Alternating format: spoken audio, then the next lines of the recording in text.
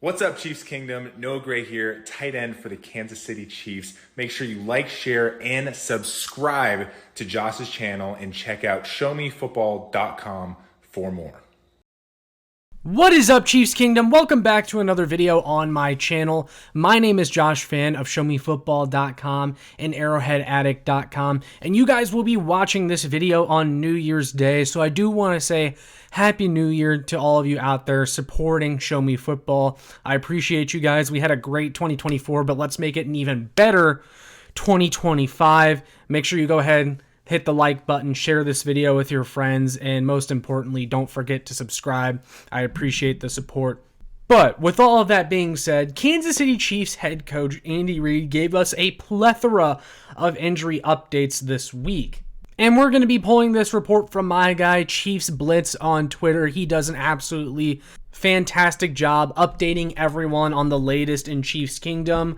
But he posted a summary of Andy Reid's press conference comments earlier this week, stating that there is zero chance of Sky Moore and Rashee Rice to return during the postseason.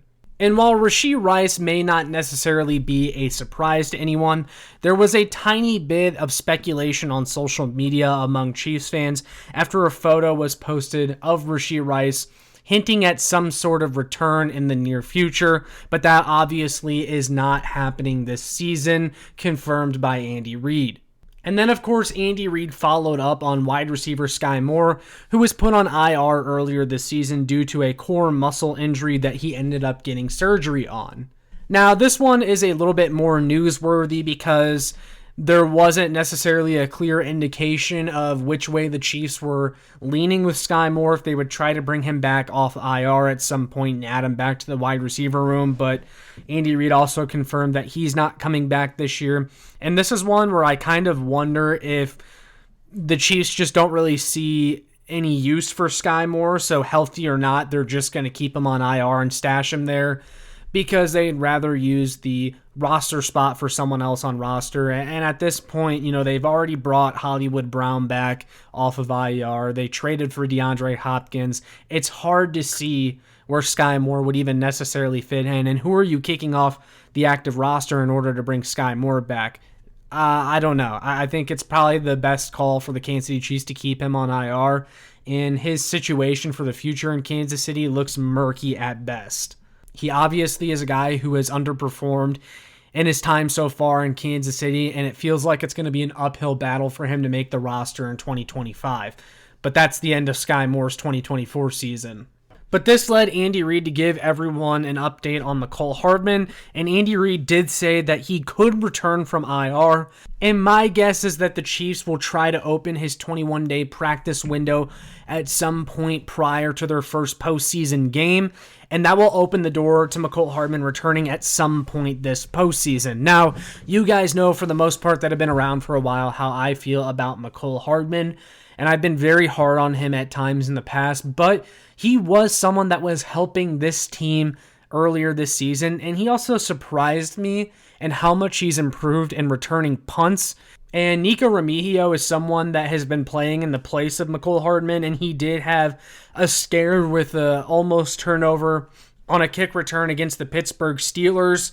And after that, I kind of got nervous about him being back there, and I found myself saying, I kind of wish Mecole Hardman was back there instead, although Mecole Hardman has had quite a few turnovers in his time. But like I said, I've given him credit because he looked like an improved returner this year, and I think that it is something that you're going to want in the postseason. You're going to want a guy that can potentially break off a really long punt return.